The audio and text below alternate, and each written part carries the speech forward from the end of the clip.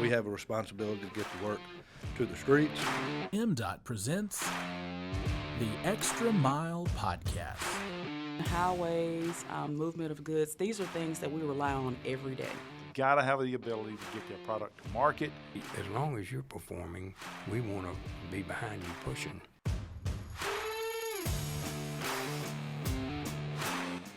Morning, everybody. Welcome into another edition of the MDOT Extra Mile Podcast. We've got another great show today. As you'll notice, setup is a little different. We are on site at the headquarters of the Emergency Operations Center here for MEMA. My co-host is out today. He's taking care of some business, but Paul will be back to join us next time for sure. We got a great guest again with us today. We've got the director here for MEMA, Director Stephen McCraney. He is the executive director, was appointed here in January of 2021. Before assuming the role as executive director, he served as the deputy director of the agency and the chief of staff since February of 2016. Served 28 years, actually, as lieutenant colonel in the Army and National Guard. Over 35 years of experience in the criminal justice system, Mississippi Army, Air National Guard, first responder, and disaster management. So quite the resume there, sir. Thank you. I know a lot of that certainly contributes to your ability to have this role and be in this role. Tell us a little bit about your experience and background there. Yeah, you know, when I first came out of the military, it was 1986. Joined when I was 19 years old. Okay. And came out and decided I wanted to go back to college. And one of the police chief, actually, from Hines Community College saw me walking across campus and was in uniform, and he said, "Hey, you do want a job?" Nice. And that's kind of the way it started. I said, "Yeah," and he said, "Well, matter of fact, we'll pay for your school if you come to work here." Even so better. I was able to work there in that police department. Went to the police academy out at Malota, the state academy, and started my responder career there. Worked for the city of Raymond and did volunteer fire department as well. So when you were off, you got called back in to do things, and so it's just that was the first appetite of service, and the military did that to me as well, and that it kind of gets in you and it sticks. Sure. And that's kind of the role I've been through over the last 30-something years. That's awesome. Where'd you grow up? Where are you from originally? Originally from Route 2, Box 374, Edwards, Mississippi. There you go. Okay. So I throw that in there. You know, Highway 22, the old Queens Hill Grocery. I worked there in junior high, stocking shelves and working on a farm, and that's kind of one of those things that you get instilled with you. Grandfather and a few others said, "Don't let the sun catch you in the bed at any point in time," and so you get up early and you do what you have to do. And I had a nice high school career at Central Hines. Played football, baseball, basketball. If it had a ball to it, that's what I love to play it. Same. And went to Mississippi College after that to do a little bit of sports. Lover of all things sport myself, so very much appreciate that. Well, as we're getting into hurricane season here, we are recording this a little bit ahead of time. So as this podcast gets released, we will be in the middle or the beginning full-on hurricane season. So we know that is certainly a huge role and responsibility that you guys undertake. But for the people out there, what else does MEMA do here? What are some responsibilities and tasks that you guys have to handle throughout the year? Yeah, you know, when we start at the very beginning, if you want to look at it, we do a lot of preparedness. We have a section here in office, Loretta Thorpe's there, and we teach emergency managers and other folks what to do, how to do it, how to run an operations center, how to do planning, how to get ready for those unknown events that come up in your life. And I can say that I have really four that are watermarks in my career. One is Katrina. Who would have thought? I heard my dad talk about previous storms that came, but and I saw the boat on the coast. Looking at that the old hurricanes that came, but Katrina was one of those that really just formatted all my training, everything that came in, and you had to make new decisions every day because it was such a magnitude that the regular plans didn't fit. We do those plans because a C-130 dropped out of the sky in the state of Mississippi, largest plane crash to date in the state of Mississippi. And then we had an oil spill. I didn't ever think I was going to be working on an oil spill, but we were able to do that. And then COVID hit. All those are events. You have plans, and you've done a lot of work for it, but then again, you have to adjust those plans. Sure. And you've got to be ready to adjust those plans. So I think that's what we do in preparedness and other sections like that. We're preparing people that it's not a written script during a disaster. Sure. You must adjust and you must do what needs to be done. So that office does a great job.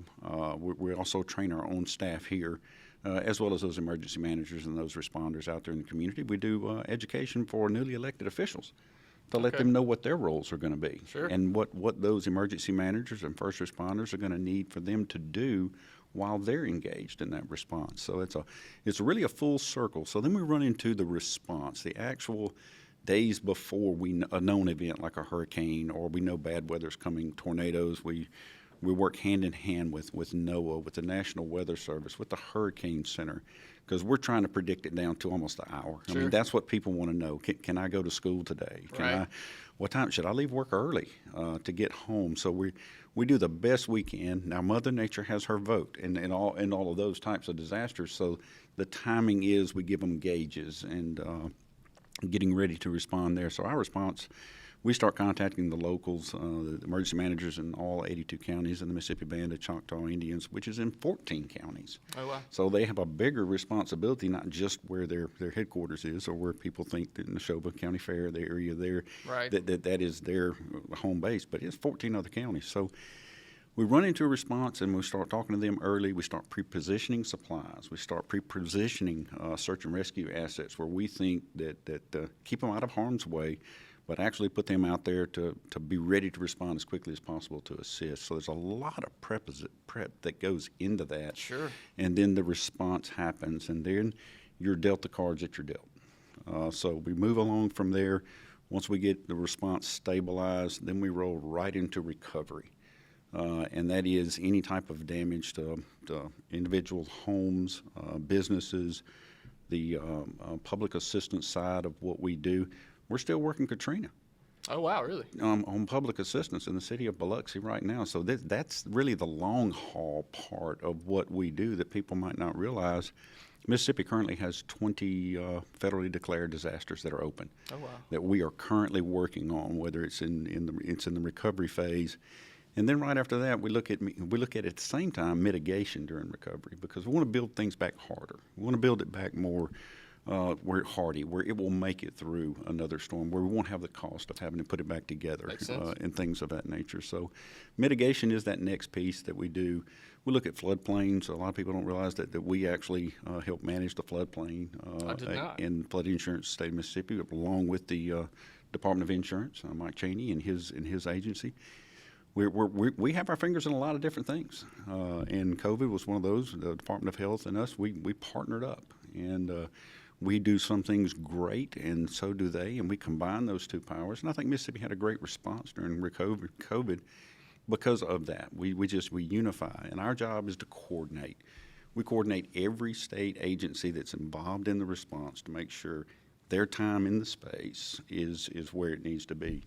And along with the Department of Transportation, oh my gosh, I just can't say enough for them, what they do to get the highways prepped, to get the signaling prepped on all the highways and things during hurricane season, and then get them right back turned on.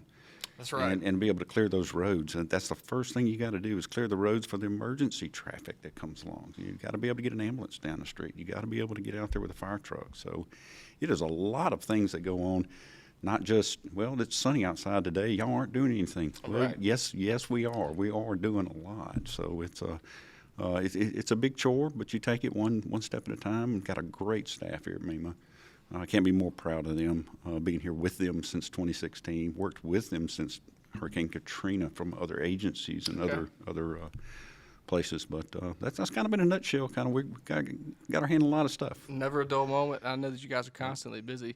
I feel like that word unprecedented has been used so frequently the last few years here. Yes. I'm ready for a precedented situation to come up. I'm ready for one that I've already scripted and written That's to right. happen, not something out of the norm, so to speak. And something I really did forget to mention that people might not realize is we have a REP program, which is our radiation preparedness program.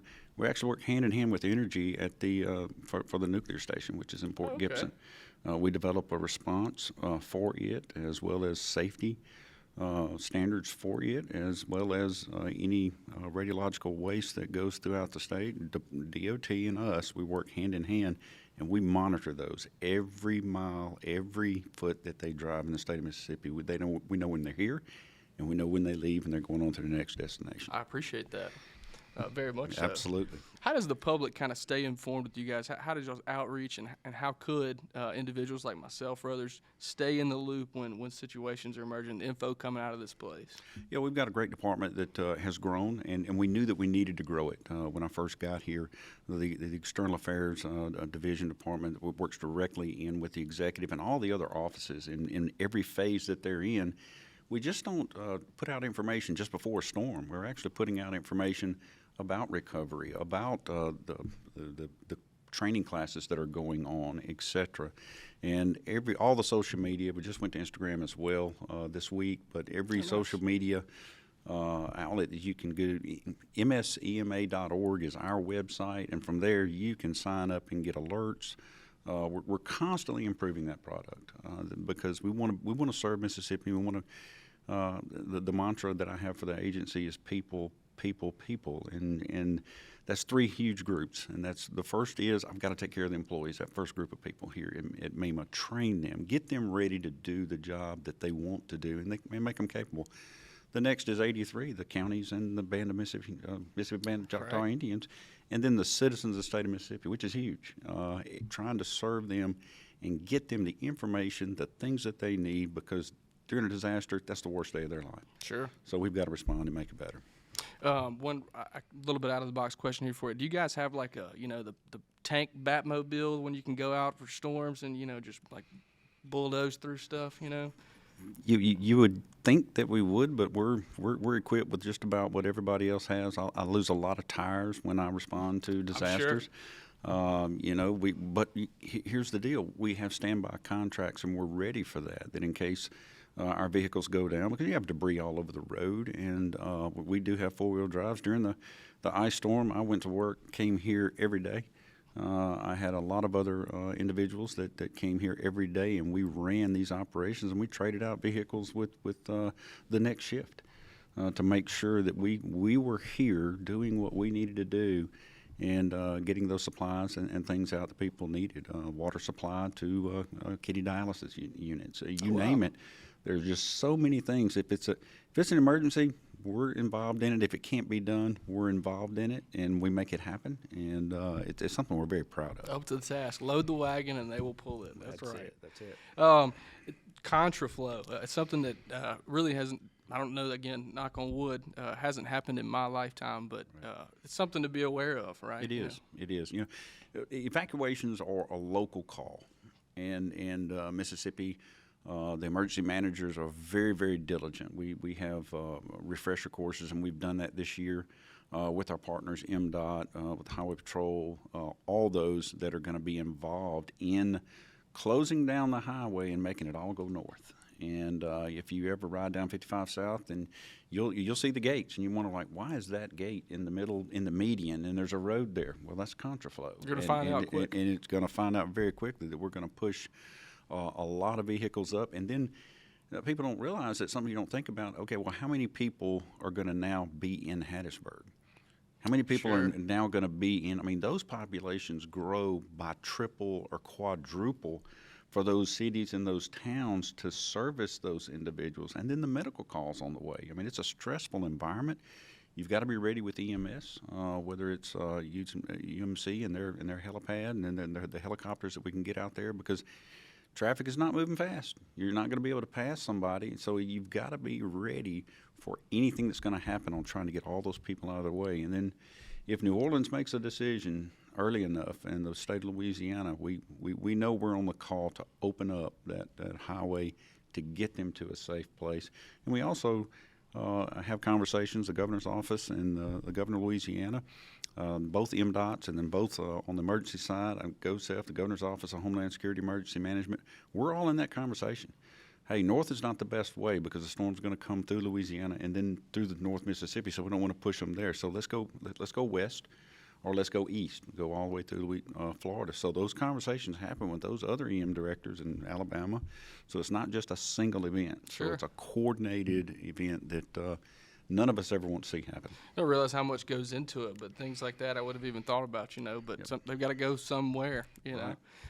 And speaking from personal experience, I was one who was, for whatever reason, not afraid of bad weather growing up, and did not change that until happened to be in college in Hattiesburg, and the tornado came through, and it literally almost sucked most of the roof off of our house. Right. So that'll change one's perspective pretty quick on getting ready. What should folks do to individually prepare and be ready for some events like this? It's if you think about in the wintertime, I mean, I try to get people to be prepared for every season, and you can just have a little kit in your vehicle. You can always change out a case of water. That's right. That's in the back of your vehicle. Always have a blanket of some sort, flashlights, things of that nature. Always have some food to eat. Imagine getting stuck in traffic and you don't move for 6 or 7 hours. Well, you can probably run to the woods and handle some problems, but then again, you're going to be in that vehicle with no food, no water, no nothing. I mean, you've got a child with you. And now we look at the infant formula and what's going on there. Got to be prepared for a delayed travel time. So we always say the first 72 hours is on the individual, and that Glad is you mentioned that. and that is what are the basics you need to make it for those 72 hours. And if you look at, we both have a bottle of water sitting on the table in case we need it, a gallon a day minimum per person. So that racks up pretty quick. Sure. So when you think of how many are in your home, you need to take that into consideration. Also, we've been telling people during this time of year, be ready and know what your neighbor's going to do. Sure. Sometimes we come back from a disaster, we evacuate out, we come back in, and we wonder where the neighbors are. We wonder where that elderly family is. We want to make sure that, and they know where we are, that we can contact them. And then when you're coming back, watch the news, watch the television, and make sure it's safe to come back at that time. You don't want to come back in while the roads are still not clear. You're trying to get to, we're not going to let you back in that area until we can get it safe for you. So it's a lot of different components thereof when you look at preparing for, being able to ride out that storm, and then be able to come back in safely. And you touched on the 72 hours. If you would kind of give us a little more info there, that's dealing with kind of the federal declaration that you have to hold off until you kind of get that go-ahead in some of those events, right? Well, we have an opportunity with the governor that can issue a state of emergency, and that turns on every asset that I have. Okay. So if we look at a hurricane and we know it's coming, we'll definitely do that up front. Okay. And that way that we can mobilize the state of Mississippi things. I can pay salaries for other state agencies, overtime that's going to absolutely come, the fuel, the cost thereof, and we ask for an emergency measures declaration through FEMA early on so they can reimburse us for that, because you got to get everything in place to save all life and property that you can.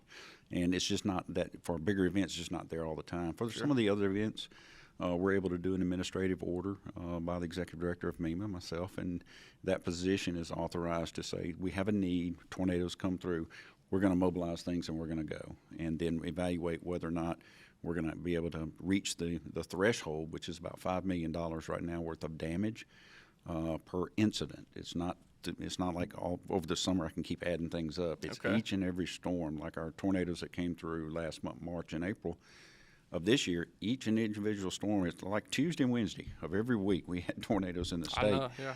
All of those are separate events. Some caused a large amount of damage, some did not. So we have two federally not declared declarations yet, but we've asked for that. So that's sitting in Washington right now. It's waiting on FEMA headquarters and the president to review. So it's not so much you guys holding up. We're mobilizing and moving out there as quick as possible. But most definitely still good advice on the 72 hours. Absolutely. Worst case situation, you have yourself taken care of there for a time. What about kind of the other side of the coin? Once an event happens, what not to do? What are some things maybe you've seen people as soon as the storm's over, they run out or whatever it is, Yeah, I would say that one of our biggest problems is petroleum products. When you're trying to run a generator that you probably haven't really tested on your home. True. It's not wired up to attach to your home, because if you attach a generator to a home and try to run it through your fuse box, you don't have a switch that switch off. So if you get pulses or the electricity's cut back on at the same time, that's going to be a bad event. Sure. Others, have moved their generators inside their Oh, wow. homes. That is not good at all. We always tell them, don't even put it in the carport. Put that generator outside. Have plenty of airflow that goes around it because it's going to get real hot. You're going to try to replace the fuel that's in it when you run out, and cut the generator off when you're doing that. So it's just little small things that we take for granted, electricity, and it is a huge job for those guys to go back in and gals to actually lay those lines back down, because they're going over hills, down in hollows. Not all the electrical lines are right on the road. We think they are. Sure, right. But there's a lot of big power feeds that are out there that it takes the track vehicles to go in and do that. So they anticipate that at least 72 hours. We're worried about life safety. Sure. That is where we are in the first 72 hours, is making sure that we've gotten everybody out of harm's way. We can get folks that maybe are on cancer treatment and other things that takes electrical power at their home. We've got to figure out battery packs. We've got to figure out those types of sources. We've got some great partners, private partners from private industry that really have stepped up and helped us in the past. Say, hey, look, we're going to put a charging station here or there, and looking at those shelters where they can actually make that happen. So it's always, when you think you've got it solved, something else comes up. That's right, sure. Two of the ones that, this may be just a personal pet peeve or an actual situation that you guys see, I don't know. But again, my personal experience in Hattiesburg when the tornado came through, the power lines were down. I was on the phone with my parents. They're checking on me, seeing what was going on, and walked outside. Without truly thinking about it, I was approaching a downed line. And had there not been an angel, an older gentleman that was standing across the street just said, hey, that power line's still hot. Right. And I was 2 feet from it, and I was like, thank you, sir. I wasn't in the moment, but, those power lines, just because they're not up in the air or they may not appear to be on, there's a good chance there's still power going through them. And speaking of getting out and driving and seeing, so much lighter side of things here. You spend a lot of time driving and traveling around the state and stopping in for bites to eat here and there. Do you have a local hole in the wall, maybe around here or somewhere in the state, that you just, anytime you're coming through the area, man, we got to get a bite here? Yeah, I've been thinking about that, and I'm one of those guys. If I tell somebody else first 72's on you, if you go and open up my back of my state vehicle that I drive in all over the state during responses, you're going to find a cooler. It's full of various water, Gatorade, etc. I've also got a box of potato chips. I've got peanuts, and I usually try to hit a truck stop or two to load up on sandwiches. So it's I'm a sucker for a tuna fish sandwich from a truck stop. And just I'm prepared to make it through my time frame that I've given everybody else to do. But then again, you want to also see what's open, what's not. Sure. It gives me ground truth when I get out there and start responding out, looking at the local responders, put my hand in the dirt, rub it. Okay, now I've got a true sense of what is needed and what's going on. But fancy restaurants, for me, during response, that doesn't really exist. It's just kind of do survival mode. That's fair. And what about maybe non-emergency events? Anytime you're just, maybe out and about traveling, running around. You got a favorite? I'm a sucker for a great Mexican restaurant. Okay. I love it. We religiously celebrate Taco Tuesday every week at our household. That's it. We're huge fans. Well, thank you so much for joining us today, Director. It's been very informative. I think there's been a lot of good information. I know I've learned some things, and I definitely need to update my prepared list at the house. We need to get some waters and some things stocked up just in case. But we'll go ahead and wrap this up. So thanks to all of our listeners out there who are tuning in. If you want to subscribe or download these podcasts, wherever podcasts are available, wherever you get your podcasts. As always, thanks for joining us. We will be coming back to you guys shortly in a couple weeks. My co-host Paul will be back. And always remember, drive safe on Mississippi roads.